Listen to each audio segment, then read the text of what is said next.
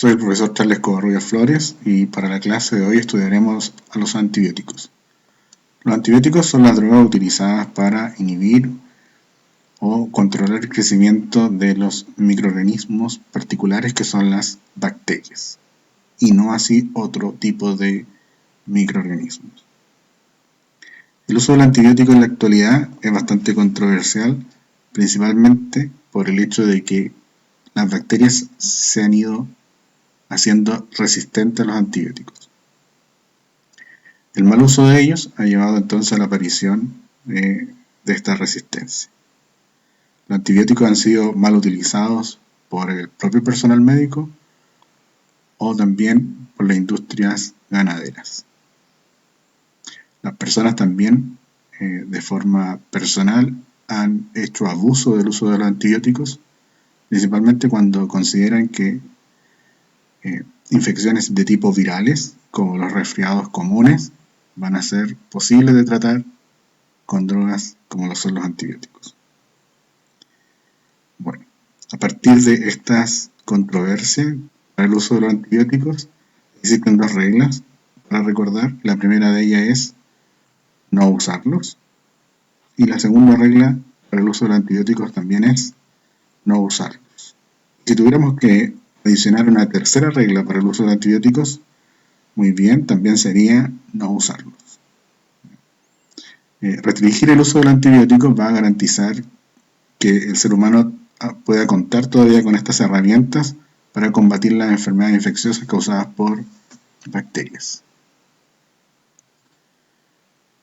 ¿Cómo surge la historia de los antibióticos? En la actualidad conocemos varios de ellos, sin embargo todo se inicia de manera por casualidad por los estudios de Alexander Fleming, un microbiólogo que él normalmente estaba trabajando con el Staphylococcus aureus, una bacteria bastante común que habita en la piel, y él había dejado de lado sus placas con Staphylococcus aureus, las colonias Staphylococcus aureus son estas que se aprecian aquí, y él había dejado olvidadas sus placas de agar sangre con Staphylococcus aureus. Cuando retomó los estudios de Staphylococcus aureus y revisó sus placas, se dio cuenta que en la placa de agar sangre donde él estaba cultivando el Staphylococcus aureus estaba creciendo un segundo microorganismo correspondiente al hongo del género Penicillium. Él pudo observar que alrededor de la colonia del hongo Penicillium dejó de crecer el Staphylococcus aureus. Fue así entonces como nace esta historia de los antibióticos. Bueno, Alexander Fleming recibe, producto de este descubrimiento, en el año 1945 el Premio Nobel de Fisiología y Medicina. El mismo año que Gabriela Mistral recibe el Nobel de Literatura. A pesar de que el descubrimiento de este primer antibiótico, que es la penicilina, fue en el año 1928, no fue hasta la década de los 40 que el uso de los antibióticos se masificó después de la Segunda Guerra Mundial. Bueno, con respecto a la anécdota de Gabriela Mistral, podemos verla aquí junto a Alexander Fleming, ¿ya? En esta foto que es bastante interesante, puesto que muestra a Gabriela Mistral con una cara de solicitando ayuda. Bueno, dejando atrás la anécdota de Gabriela Mistral, vamos a describir la naturaleza de los antibióticos. En la actualidad los antibióticos se pueden considerar naturales, semisintéticos y sintéticos. Normalmente se suele definir a los antibióticos como sustancias producidas por un organismo que inhiben el crecimiento de un segundo organismo, como el ejemplo que vimos recién con los experimentos de Alexander Fleming. Otros antibióticos de tipo naturales son los aminoglicosidos. A partir de antibióticos naturales se han hecho algunas modificaciones y surgen así los antibióticos semisintéticos. La penicilina se le han hecho ciertas modificaciones para ampliar el espectro de acción o también para modificar el espectro de acción de esta penicilina. Así surgen antibióticos como las cefalosporinas. Por último tenemos los antibióticos que son completamente sintéticos, elaborados en el laboratorio, como las quinolonas, que como lo digo, ¿no es cierto?, son completamente sintetizados dentro de un laboratorio. En este cuadro se nombran diferentes tipos de organismos de los cuales se han extraído sustancias antibióticas. Destacan aquí los bacilos gram positivos, donde han surgido antibióticos como la bacitracina, varios actinomycetus, otros tipos de bacterias, y también algunos hongos, como en el caso de los hongos del género Penicillium. La forma en que se administra el antibiótico también es variada. La forma más tradicional en que se administra un antibiótico es a través de vía oral, donde pueden existir la presentación de comprimidos o jarabes. Los antibióticos por vía oral, por lo general, son tratamientos que duran aproximadamente 2 semanas y se deben tomar de manera regular cada 8, cada 12 o cada 24 horas. Lo mismo pasa con los jarabes. La presentación de jarabe está dada principalmente para los infantes, en los cuales un comprimido puede ser muy difícil de administrar. Una segunda forma de administración bastante común es la administración intramuscular. El ejemplo más característico es la penicilina benzatina. Nuevamente estamos hablando de un antibiótico semisintético, donde a la penicilina se le ha modificado adicionándole este grupo de benzatina, pero que una vez que sea inserto el antibiótico en la célula muscular o fibra muscular, sea administrado de manera paulatina hacia el torrente circulatorio. Y de esa manera, concentraciones constantes de antibióticos van a permanecer en el organismo que ha recibido este tipo de antibiótico. La administración intramuscular viene un poco a resolver una desventaja de la administración por vía oral, que las personas que están bajo un tratamiento por vía oral pueden aburrirse del tratamiento y por lo tanto dejar de ingerirlo y así, ¿no es cierto?, no concluirlo. De tal manera que la administración por vía intramuscular, ¿cierto?, vendría a solucionar esa situación, ya que una única dosis permitiría mantener las concentraciones de los antibióticos en las dosis que son efectivas para dicho tratamiento. Otra forma de administrar los antibióticos por vía tópica, ¿ya?, que son aquellos antibióticos que se van a administrar en el lugar donde está ocurriendo la infección. Algunas infecciones bacterianas como conjuntivitis pueden ser tratadas con algunos colirios que contienen estas soluciones antibióticas. Otra forma de presentación de vía tópica serían cremas, ungüentos o pomadas que contengan soluciones de antibióticos. Y por último, una última forma en que se administra el antibiótico es por vía endovenosa, principalmente en aquellas situaciones en donde la gravedad de la infección lleva a que el antibiótico sea directamente administrado al torrente sanguíneo para que así sea llevado por la sangre hacia el lugar de la infección. Algunas consideraciones a tener es en el caso de los antibióticos por vía oral, también reciben ciertas modificaciones para que puedan resistir la acción de las enzimas digestivas, y también hay que tener otro tipo de consideraciones, que no todos los antibióticos pueden atravesar la barrera hematoencefálica.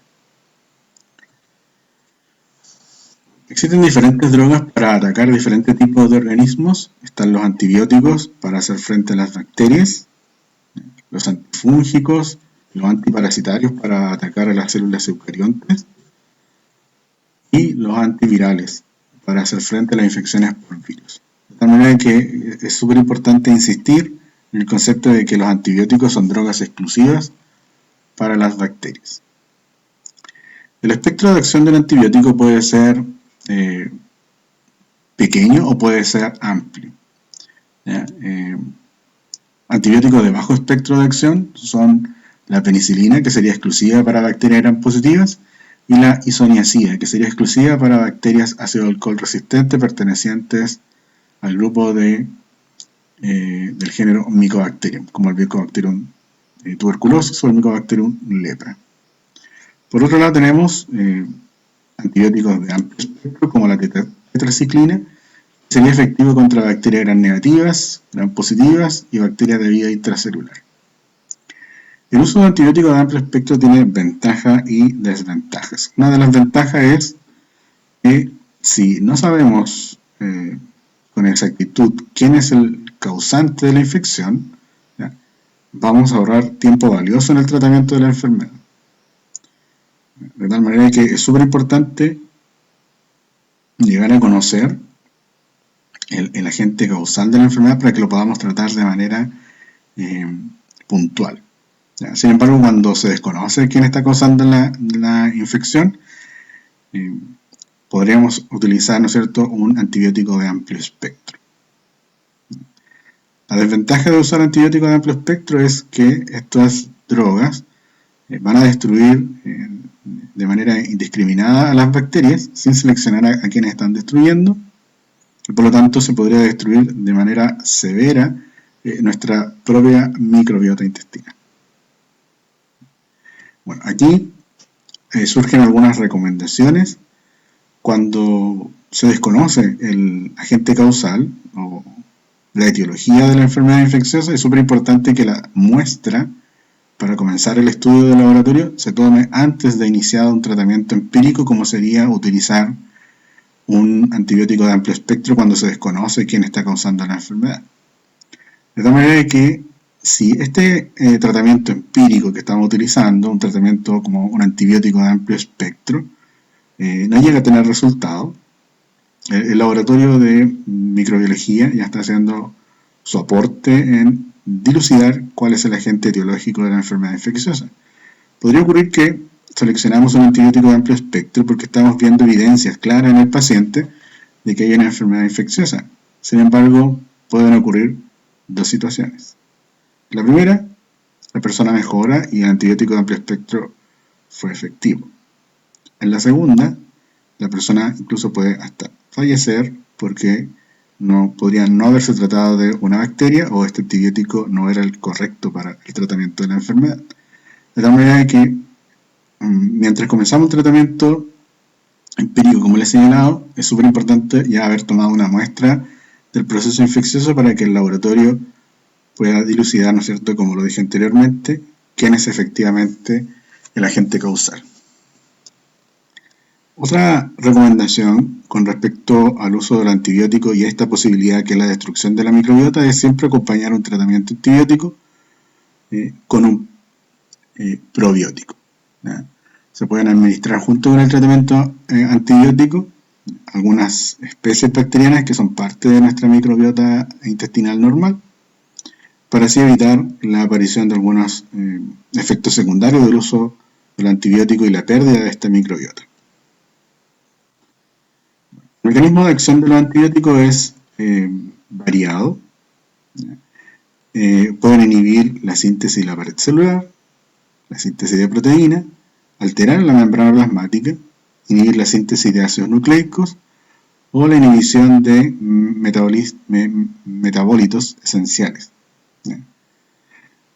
Los antibióticos van a actuar básicamente de dos formas. Podrían ser bactericidas.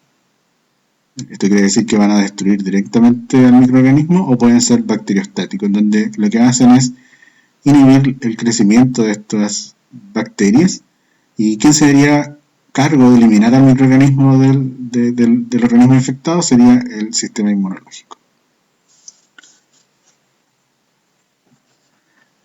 Como ya lo mencioné recién, vamos a encontrar con diferentes tipos de acciones antibióticas.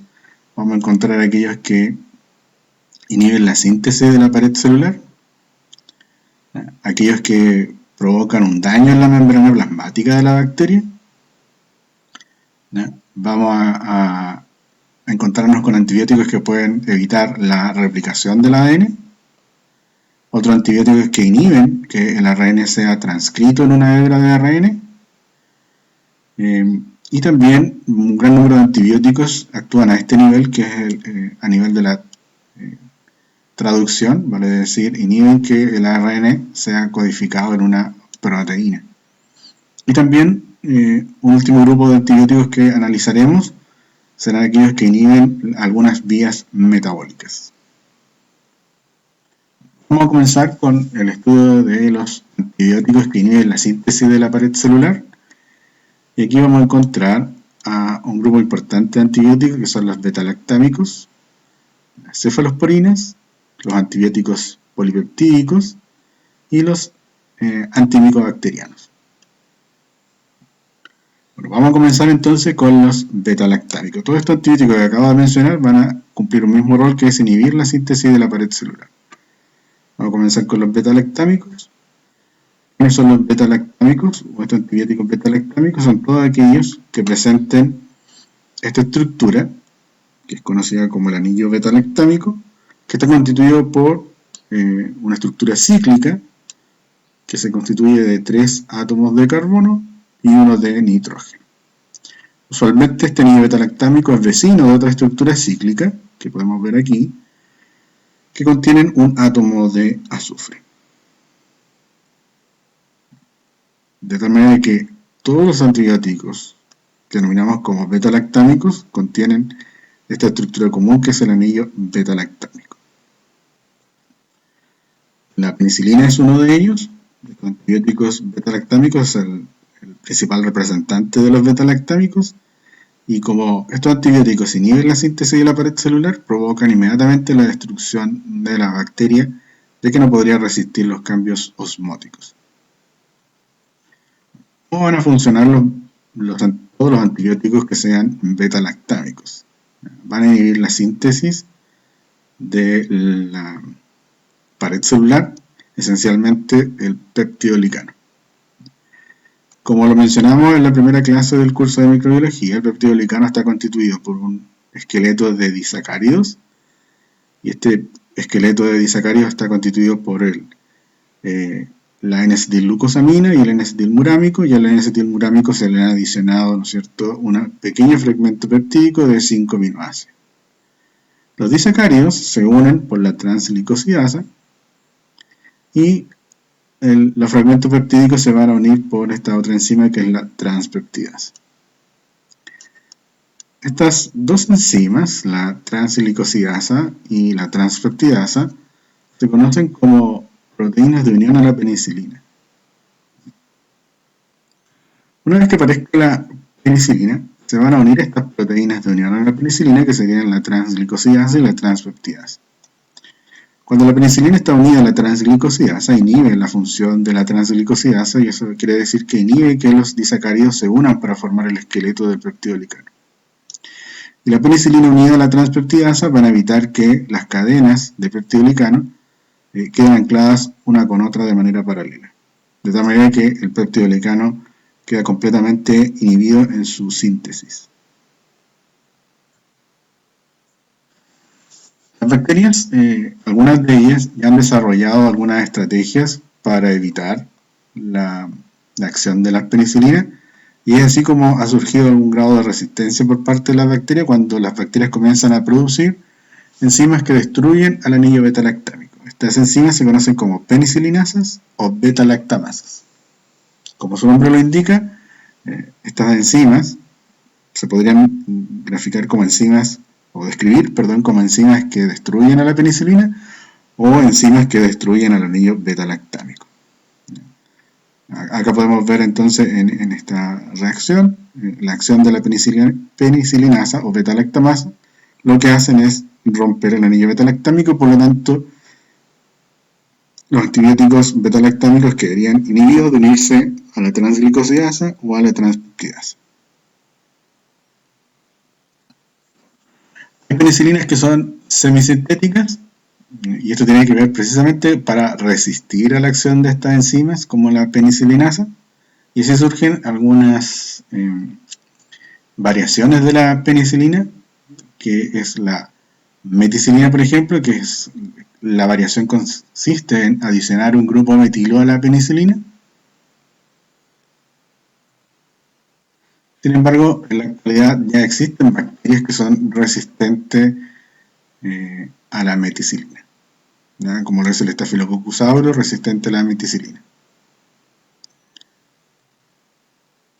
Otras variaciones a las penicilinas son las aminopenicilinas o las carboxipenicilinas. Estas modificaciones tienen que ver con ampliar el espectro de acción de las penicilinas, en donde en el caso de las aminopenicilinas se le ha adicionado a la penicilina un grupo amino, así surgen la ampicilina y la amoxicilina, y en el caso de las carboxipenicilinas consiste en la adición de un grupo carboxilo, ¿sí? Como estamos viendo en el caso de la carbenicilina y la ticarcilina.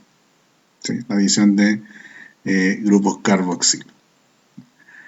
Todas estas drogas que estamos viendo aquí, ampicilina, amoxicilina, carbenicilina y ticarcilina, son drogas que son tan eficientes para bacterias gram positivas como bacterias gram negativas. Otra forma de hacer frente a la presencia de una beta-lactamasa es adicionar al tratamiento un inhibidor de dicha beta-lactamasa. En este caso, uno de los inhibidores más conocidos es el ácido clavulámico, que usualmente se administra junto con la amoxicilina.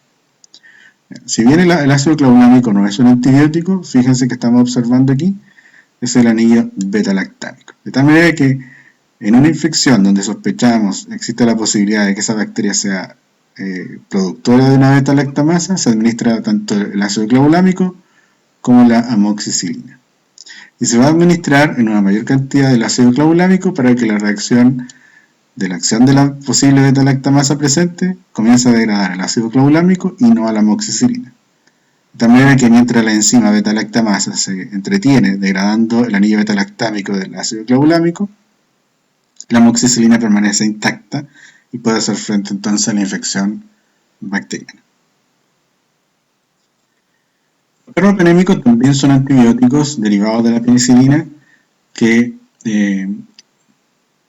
corresponden a una modificación de la penicilina, en donde habíamos mencionado que el anillo beta-lactámico es vecino de otra estructura cíclica, esta es la estructura común de la penicilina, y donde el segundo anillo tiene un átomo de azufre, y en este caso ese azufre es reemplazado por un átomo de carbono. También esta modificación de las penicilinas corresponde a ampliar el espectro de acción de las penicilinas para que sean tan efectivas para gram positivos como gram negativos.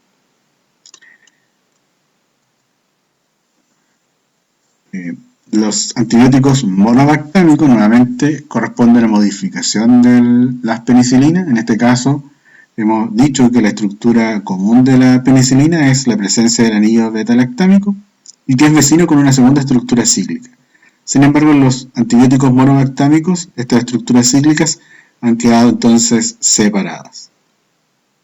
De tal manera que así aparecen entonces antibióticos monobactámicos y en este caso se modifica el blanco del antibiótico. Habíamos dicho que la penicilina es exclusiva para gram positivos. Antibióticos como el Aztreonam, que es un ejemplo de un monobactámico, su espectro de acción es exclusivo para bacterias gram negativas. Las cefalosporinas es otro grupo de antibióticos que también hacen frente o inhiben la síntesis de la pared celular, y esto queda explicado por la estructura química de la cefalosporina. Si nos fijamos acá, el núcleo de esta cefalosporina, vamos a encontrar esta estructura cíclica que también está constituido por 3 átomos de carbono y uno de nitrógeno. Lo que estamos observando en una cefalosporina entonces es la presencia del anillo beta-lactámico, de tal manera que el mecanismo de acción de todas las cefalosporinas es igual al de los beta-lactámicos. Han aparecido diferentes generaciones de cefalosporina también apuntando hacia ampliar el espectro de acción o hacer frente a resistencia de las bacterias frente a estos antibióticos. ¿Cómo surgen entonces las diferentes generaciones de cefalosporina? Modificando este grupo radical. Perdón, aquí. El grupo radical de la cefalosporina. Otro grupo de antibióticos son los antibióticos polipeptídicos, como la bacitracina y la vancomicina. Tal como lo dice su nombre, son antibióticos que en su estructura química vamos a encontrar diferentes tipos de aminoácidos. Si nos fijamos en el mecanismo de acción que está indicado en la diapositiva, la bacitracina inhibe el transporte del peptidolicano hacia el exterior de la célula. La bacitracina tiene un uso tópico. La proteína que se encarga de transportar los disacarios con el fragmento peptídico para la construcción del peptidolicano es el bactoprenol. De tal manera que la actividad de la bacitracina tiene que ver con inhibir a esta proteína transportadora que es el bactoprenol. Por otro lado, la vancomicina el efecto que tiene es inhibir a la transpeptidasa. Si lo pensamos bien, la vancomicina estaría teniendo un efecto similar al de los beta-lactámicos, inhibiendo la transpeptidasa, pero una gran ventaja de la vancomicina es que, tal como lo podemos apreciar en toda su estructura química, es que carece del anillo beta-lactámico. De tal manera que la vancomicina es una droga ideal para tratar aquellas bacterias que estarían expresando las beta-lactamasas. Vamos a pasar ahora a otro grupo de antibióticos que inhiben la pared celular. Pero en este caso vamos a hablar de drogas que se conocen como antimicobacterianos porque básicamente son drogas que inhiben la síntesis o el transporte del ácido micólico en las bacterias ácido-alcohol resistentes. Como las bacterias ácido-alcohol resistentes principalmente son del género Mycobacterium, de ahí viene el nombre de antimicobacterianos. La isoniazida es el primer ejemplo y esta inhibe la síntesis del ácido micólico, y por otro lado tenemos el etambutol, que inhibe el transporte del ácido micólico hacia la pared celular. Básicamente son los mismos tipos de acción que habíamos analizado para el peptidoglicano. Por un lado se inhibe la síntesis o el transporte de este compuesto, pero en este caso lo que se está inhibiendo ya no es el peptidoglicano, sino que la síntesis o el transporte del ácido micólico, que es el principal componente de la pared celular ácido-alcohol resistente. Vamos ahora a hablar de un gran grupo de antibióticos que probablemente son bastante conocidos para ustedes, que son los inhibidores de la síntesis de proteínas. Aquí aparecen el cloranfenicol, la streptomicina, la tetraciclina o macrólidos como la eritromicina. Para entender cómo funcionan estos antibióticos, es importante recordar cómo es que se sintetiza una proteína. Para la síntesis de una proteína vamos a necesitar un molde que corresponde a este ARN mensajero. El ARN mensajero va a ser traducido en una proteína mediante la participación de las unidades de los ribosomas, una unidad mayor y una unidad menor de los ribosomas. Y en la unidad mayor, ¿no es cierto?, se está haciendo el reconocimiento del ARN mensajero a través de los ARN de transferencia que traen los diferentes tipos de aminoácidos y que se van a ir uniendo estos aminoácidos por la formación de un enlace peptídico. El cloranfenicol, entonces, es un antibiótico que, tal como lo dice la diapositiva, se va a unir a la porción mayor de los ribosomas y va a inhibir la formación del enlace peptídico. Ese va a ser entonces el mecanismo de acción del cloranfenicol. El mecanismo de acción de los aminoglicósidos, como lo es la streptomicina y otros, como la neomicina, gentamicina y amicacina, es que estas drogas, los aminoglicósidos, van a provocar cambios en la subunidad menor de los ribosomas, de tal manera que el ARN mensajero va a ser leído de manera incorrecta. Esto podría llevar a que en la modificación de este ARN mensajero podrían aparecer unos codones de término y entonces la proteína no adquiere el tamaño que la hace funcional. En el caso de las tetraciclinas, lo que hacen las tetraciclinas es interferir con la unión de los ARN de transferencia con el ARN mensajero, de tal manera que va a ser imposible hacer la lectura correcta de este ARN mensajero. Y nuevamente se inhibe la síntesis de las proteínas. Y por último, tenemos los macrólidos. El ejemplo más común de estos es la eritromicina. Esta es la estructura química. Ustedes pueden ver que está constituida por un anillo que se denomina anillo macrocíclico. Y esto de alguna manera explicaría el efecto que los macrólidos tienen. Los macrólidos también se van a unir a la subunidad mayor de los ribosomas de las bacterias y van a evitar que los ribosomas se desplacen.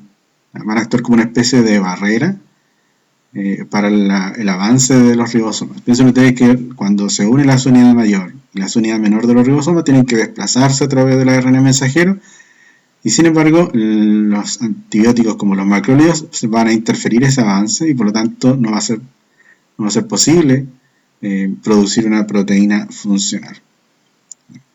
Deben ustedes pensar que cualquiera de estos antibióticos que hemos mencionado, como lo son el cloranfenicol, los aminoglicósidos, las tetraciclinas o los macrólidos, están inhibiendo la síntesis proteica de las bacterias y por lo tanto las bacterias sin estas proteínas es imposible que puedan seguir viviendo. Por lo tanto, el mecanismo de acción de estos inhibidores de la síntesis de proteínas es una acción de tipo bactericida.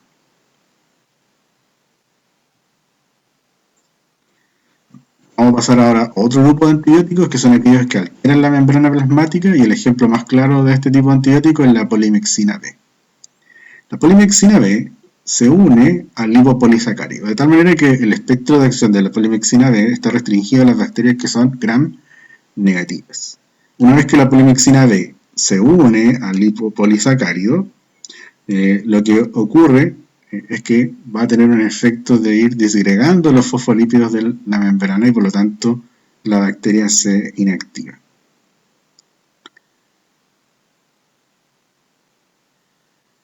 Luego vamos a encontrarnos con antibióticos que inhiben la síntesis de los ácidos nucleicos. Aquí están como ejemplo las rifamicinas y las quinolonas y fluoroquinolonas. El efecto que tienen estos antibióticos como las rifamicinas es bloquear la síntesis del ARN mensajero. ¿Por qué se inhibe la síntesis del ARN mensajero? Porque los antibióticos como la rifampicina se unen a las ARN polimerasas, de tal manera que quedan inhibidos la expresión génica de la bacteria. Por el otro lado tenemos que las quinolonas y las fluoroquinolonas ambas se inhiben a las ADN girasa, que son las proteínas que se encargan de separar el ADN para que este pueda ser replicado.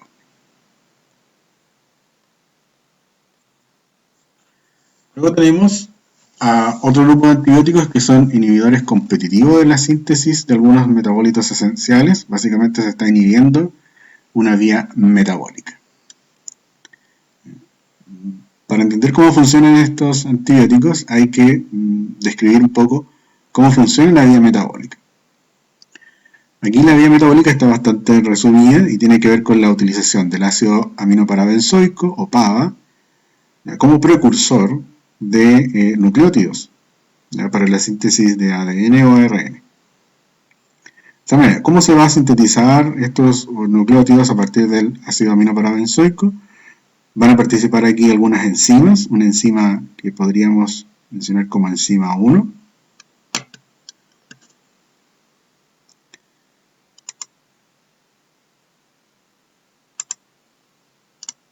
una enzima que podríamos entonces denominar como enzima 1, se va a encargar de reconocer el ácido paraminobenzoico y convertirlo en ácido dehidrofólico. Cuando aparece el ácido dehidrofólico, un segundo set de enzimas van a metabolizar el ácido dehidrofólico y lo van a convertir en ácido tetrahidrofólico. Y ese ácido tetrahidrofólico finalmente podría ser metabolizado por un tercer grupo de enzimas para convertirlo finalmente en los precursores de los nucleotídeos. Bueno, ¿qué va a ocurrir entonces? Los antibióticos, que son el trimethoprim y el sulfametoxazol, van a interferir con esta vía metabólica. ¿De qué manera? El sulfametoxazol tiene una estructura muy parecida, fíjense, este es el sulfametoxazol, muy parecida con el ácido paraminobenzoico. Entonces, cuando aparezca el sulfametoxazol, lo que van a estar haciendo es engañar a esta vía metabólica. Habíamos descrito que para que el ácido paraminobenzoico sea degradado en ácido dehidrofólico, o sea, metabolizado en ácido dehidrofólico, las enzimas tendrían que actuar sobre el ácido paraminobenzoico. Sin embargo, cuando las enzimas son engañadas por el sulfametoxazol, la vía queda entonces inhibida, ¿sí? Si la enzima o este set de enzimas comienza a metabolizar el sulfametoxazol, ya no habría posibilidad de aparecer ácido hidrofólico. Ahora, ¿qué pasa con la siguiente droga, que es el trimetoprim? El trimetoprim tendría una estructura muy parecida al ácido hidrofólico. Por lo tanto, nuevamente, para que aparezca el ácido tetrahidrofólico, quien tiene que ser metabolizado es el ácido dihidrofólico. Por lo tanto, cuando aparece el trimetoprim, las enzimas son engañadas por esta droga, que es el trimetoprim, y en lugar de metabolizar el ácido hidrofólico, comienzan a metabolizar el trimetoprim, y por lo tanto, nuevamente la vía quedaría inhibida. Por lo general, estas drogas se administran en conjunto para que, ¿no es cierto?, la vía metabólica sea completamente inhibida.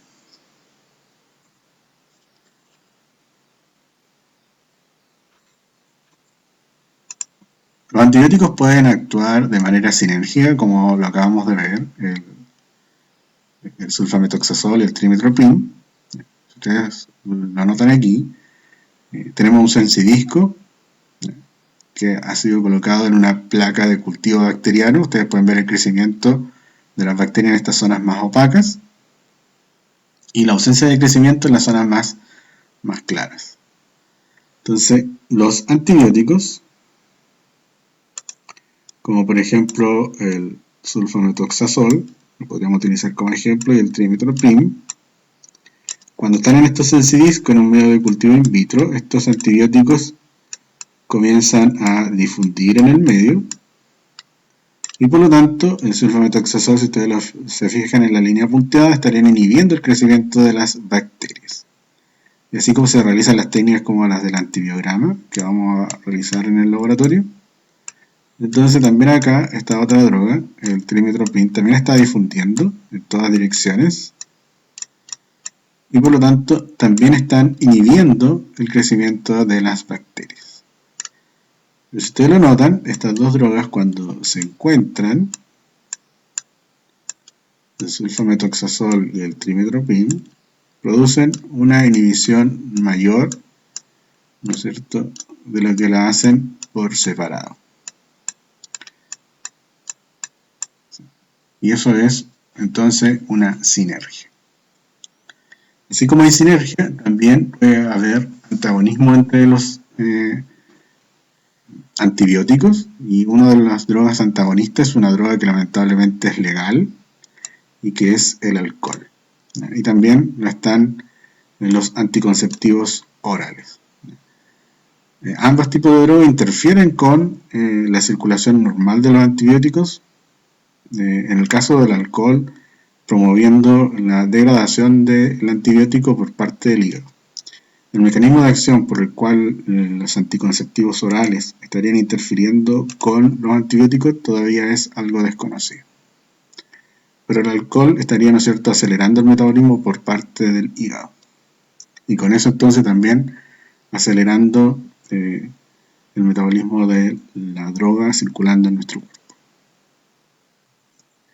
También los antibióticos se sabe que existen efectos colaterales y estos efectos colaterales tienen que ver, como ya lo hemos mencionado, los órganos que se encargan de que el antibiótico desaparezca de la circulación serían estos órganos filtradores como lo es el hígado y también el riñón. De manera que efectos dañinos del antibiótico frente a estos órganos se da principalmente cuando el uso del antibiótico, ¿no es cierto?, se ha prolongado en el tiempo. Es súper importante que el médico tratante esté observando a aquellos pacientes que reciben constantemente tratamiento antibiótico y verificando el funcionamiento de estos dos órganos. Y otro efecto colateral es que algunas personas presentan alergia frente al uso de antibióticos. Una de las más conocidas es la alergia a la penicilina. Otro efecto colateral que puede tener el uso de los antibióticos son los efectos de tipo teratogénicos. Esto quiere decir que el uso de algunos antibióticos podría producir malformaciones en el desarrollo del feto. Y por último, no puedo terminar esta clase recordando que los antibióticos son drogas que se utilizan exclusivamente contra las bacterias y no contra los virus.